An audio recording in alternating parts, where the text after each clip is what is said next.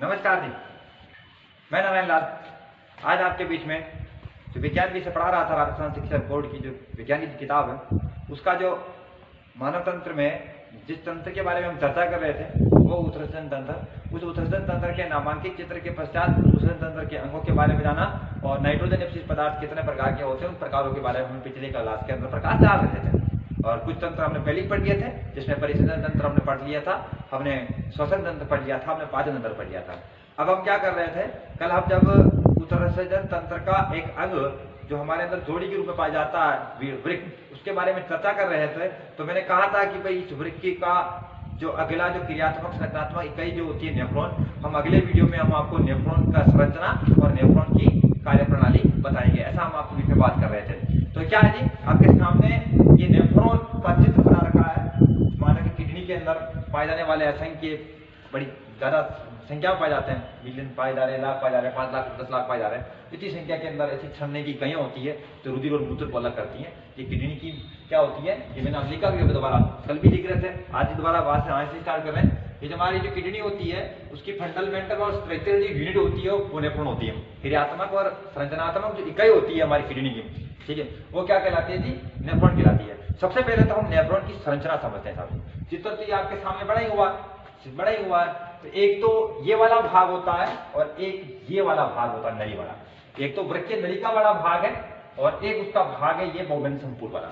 तो बोवेन संपूर्ण के बारे में हमको क्या जानकारी मिल रही है और इसे जो पूरी जो नलिका है वृक्कीय नलिका, उसके बारे में हमको क्या जानकारी मिल रही है। ये जो स्ट्रक्चर बता रहे हैं नेफ्रॉन की, उसकी ज्यादा गहराई में नहीं जा रहे हैं हम, केवल 10वीं की विज्ञानिक किताबें जो लिख करता है वही हम आप तक पहुंचा रहे हैं, तो ये नहीं चलो भाई 11th-12th के अंदर कोई नेफ्रॉन वाली स्ट्रक्चर पढ़ रहे हैं हम 11th-12th वाला नहीं, 10th क्लास का एक सिंपल सा लेवल वाला नेफ्रॉन का स्ट्रक्चर पढ़ रहे हैं। तो नेफ्रॉन की संरचना में पहला भाग पढ़ते हैं हम लोग, वो पहला भाग है ये वाला कैप्सूल बोवेन संपूर्ण। ये नेफ्रॉन के ऊपरी भाग में पाया जाता है। ये भाग पाया जाने वाला भाग कप के आकार का है, केवल स्ट्रक्चर के लिए कहा जा रहा है। बोवेन संपूर्ण में शाखा अभिवाही धमनियों के केशिकाओं का गुच्छा होता है। इसके अंदर केशिकाओं का गुच्छा होता है, वो गुच्छा क्या कहलाता है, वो गुच्छा ग्लोमेरुलस कहलाता है। इसका मतलब ग्लोमेरुलस इसके अंदर वाली स्ट्रक्चर को घेरे हैं, ठीक है। ग्लोमेरुलस का एक सिरा बोवेन संपूर्ण में अपशिष्ट युक्त गंदा रक्त लाता है, एक तो लाने वाला है जिसके अंदर मूत्र और रक्त मिला हुआ। आप मूत्र का मतलब उसमें यूरिया मिला हुआ, क्योंकि हमारा अपशिष्ट पदार्थ जो बनता है यूरिया बनता है। तो वो एक तो लेकर के आता है, एक बार इसमें छड़े हो जाती है तो वापिस उस रुधिर को वापिस ऊपर ले जाता है और अपशिष्ट पदार्थ जो होते हैं वो इस नलिका में उतर जाते हैं। तो ये वाला जानकारी लगा, इसने ये लिखा भी हुआ, ठीक है।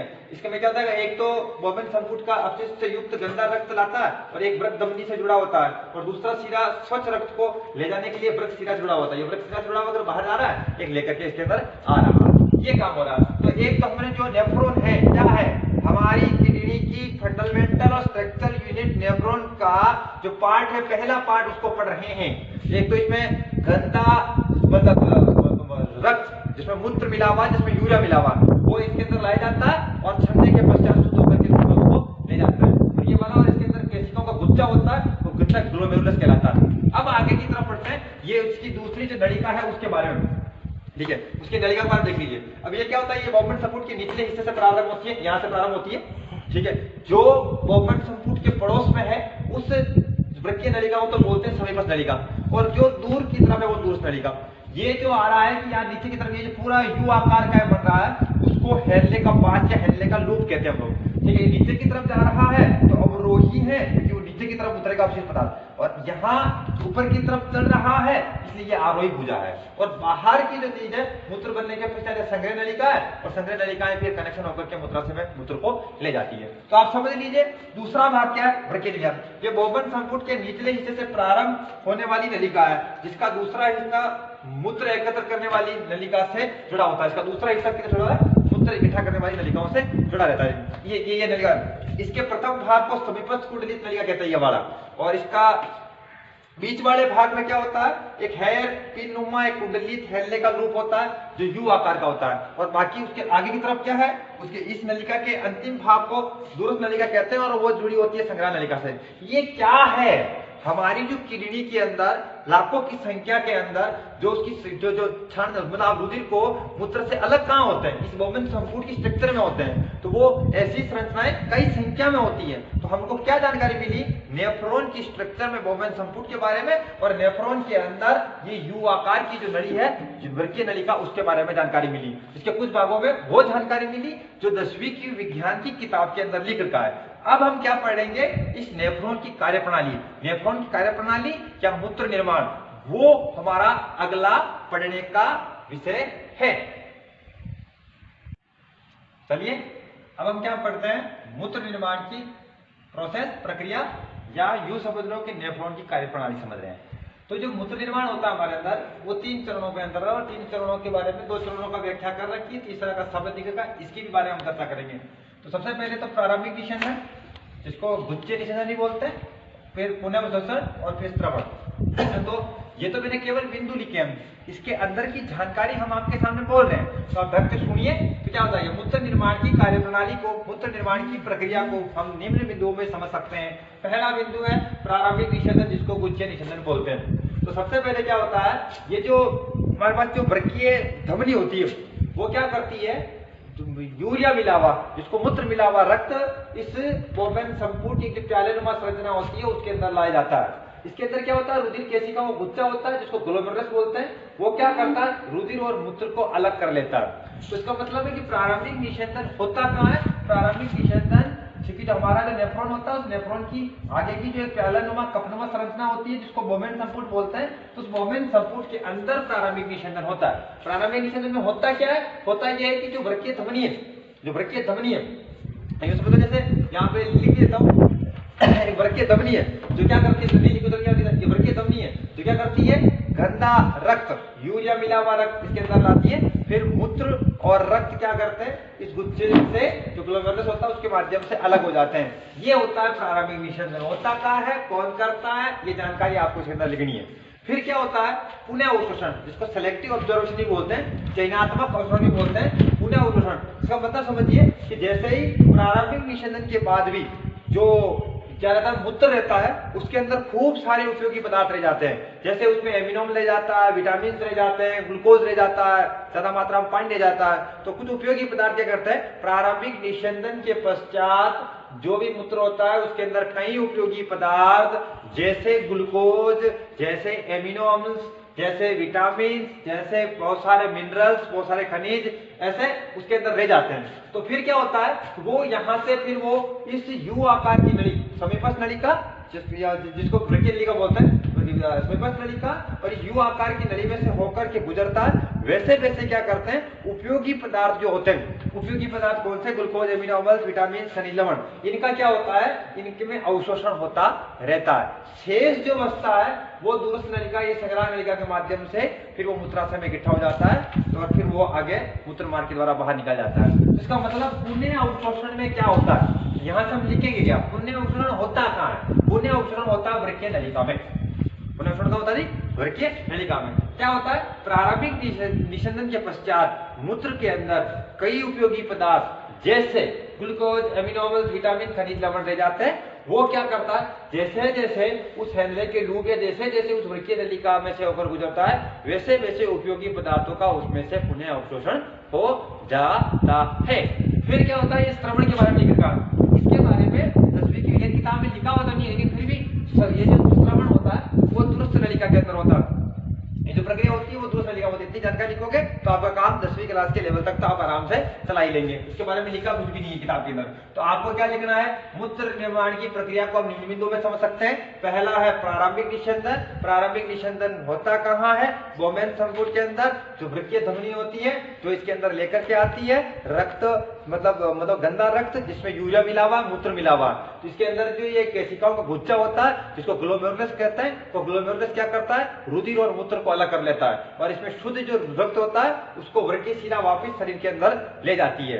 प्रारंभिक निषेधन के पश्चात भी जो मूत्र होता है उसके अंदर ये जो मूत्र होता है उसके अंदर कई उपयोगी पदार्थ जैसे ग्लूकोज, एमिनो अम्ल, विटामिन, खनिज लवण रह जाते हैं। वो जैसे जैसे वृक्कीय नलिका से होकर गुजरते हैं वैसे वैसे उन उपयोगी पदार्थों का पुनः अवशोषण होता रहता है। और जो श्रवण की प्रक्रिया होती है वो दूरस्थ नलिका में होती है। उसके पश्चात जब केवल यूरिया ही क्या करता है, जो मूत्र होता है उसमें यूरिया होता है वही क्या करता है, आगे संग्राह नलिका तक जाता है, फिर वो संग्राहक नलिका के माध्यम से वो सारा मूत्र कहाँ चला जाता है, वो सारा मूत्र मूत्राशय में चला जाता है। मूत्राशय एक बड़ा अंग होता है, तो जैसे जैसे जैसे जैसे उसमें मूत्र बढ़ता है वो फैलता जाता है और उससे जुड़ी हुई कुछ तंत्रिकाएं होती हैं, जो तंत्रिकाएं संदेश मस्तिष्क तक ले जाती हैं और जो ऐसा काम करती है, जो जो मूत्रण की प्रक्रिया को संपर्क कराती है, उस तंत्रिकाएं भी होती हैं जिनका कनेक्शन मस्तिष्क से होता है। संदेश पहुंचता है, उसके बाद जब ज्यादा मात्रा में इकट्ठा हो जाता है तो फिर उसको शरीर से बाहर निकाल दिया जाता है। ये प्रोसेस है। तो प्रारंभिक विच्छेदन कहाँ होता है, चयनात्मक उत्सर्जन वृक्क नलिका में, और ये बोमेन संपुट के अंदर होता है। अब हमारे शरीर के अंदर उत्सर्जन के लिए काम आने के लिए ये काम आने वाला केवल और केवल वृक्क ही नहीं है, किडनी नहीं है हमारा मुख्य उत्सर्जन अंग। मुख्य उत्सर्जन अंग जरूर है, लेकिन किडनी ही ऐसा अंग नहीं है जो केवल वही उत्सर्जन करता हो। वो सारे अंग ऐसे भी होते हैं जो इनके अलावा भी उत्सर्जन का काम करते हैं। जैसे हमारे अंदर एक फेफड़े होते हैं, लंग्स होते हैं, जो क्या करते हैं, हमारे शरीर के अंदर बनने वाला एक अपशिष्ट पदार्थ होता है CO2 कार्बन डाइऑक्साइड, उसका उत्सर्जन करने में मदद करते हैं। इसके अलावा हमारी जो स्किन होती है, त्वचा, वो भी उत्सर्जित अंगों की भांति काम करती है, वो भी उत्सर्जन करती है। वो किन किन का उत्सर्जन करती है, देखिए यूरिया, नमक और लैक्टिक अम्ल जैसे उत्सर्जित पदार्थों का उत्सर्जन जो होता है वो त्वचा क्या करती है, अपने पसीने के साथ करती है। इसके अलावा स्टेरोल और हाइड्रोकार्बन का उपयोग करना पड़े तो अपने सीबम मवाद के साथ वो उत्सर्जन करने का काम करती है। त्वचा का भी क्या है, एक प्रकार का उत्सर्जित अंग है।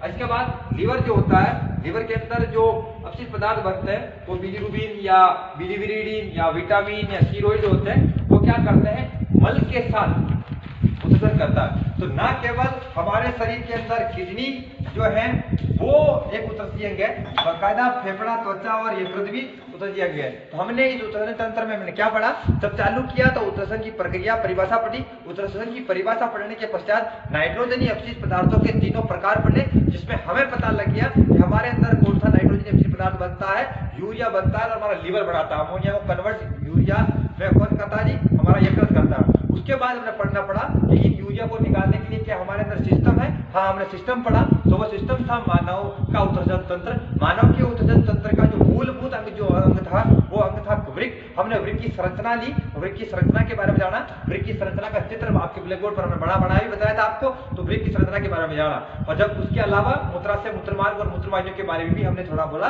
जिक्र किया था, जिससे मानव का पूरा उत्सर्जन तंत्र बनता है। उसके बाद हम किडनी की तरफ बढ़े थे और किडनी के अंदर की स्ट्रक्चर पकड़ी थी और उसकी संरचनात्मक क्रियात्मक इकाई को हमने बाहर निकाला था। और बाहर निकालने के पश्चात उसको मिली थी वो चीज नेफ्रॉन थी। तो हमने ये चित्र था नेफ्रॉन का, इस नेफ्रॉन की संरचना बताई थी, जिसमें दो भाग लिखे थे हमने किताब के अंदर, अकॉर्डिंगली लिखे थे हमने, बोमेन संपुट और वृक्क नलिका।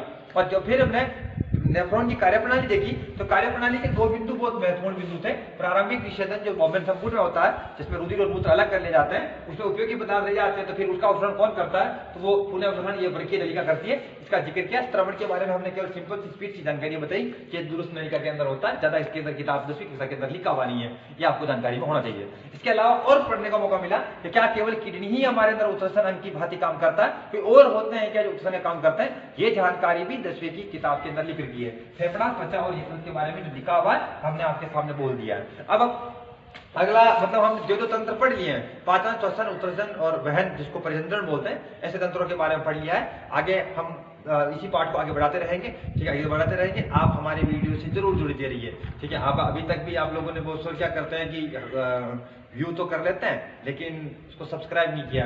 आप चैनल को सब्सक्राइब कीजिए, नई नई जानकारियां मिल रही है। धीरे धीरे धीरे धीरे धीरे धीरे धीरे कैमरे के सामने का कॉन्फिडेंस बढ़ रहा है, कॉन्फिडेंस बढ़ रहा है। अगर आपका कोई डाउट हो, अगर आप कोई क्लियरेंस चाहते हो, अगर आप कोई ऐसी जानकारी चाहते हो, तो कमेंट बॉक्स में कमेंट डालिए, यूट्यूब के कमेंट बॉक्स में, ठीक है। तो आप मुझे मिलेगा, ठीक है। कोई सुझाव हो तो सुझाव जरूर लेना। आपने मेरे चैनल को सब्सक्राइब नहीं किया, online classes with Narayan Lal Kharol, तो आप उस चैनल को सब्सक्राइब कीजिए, ठीक है। मैं नारायण लाल खारोल, आदर्श विद्या मंदिर स्कूल का नाम बताना मेरे लिए बहुत ज़्यादा जरूरी है, क्योंकि मैं इसका अभिन्न अंग हूँ, हमारी कर्मस्थली है। तो आदर्श विद्या मंदिर, दादाजी का करड़ा, जिला भीलवाड़ा, राजस्थान।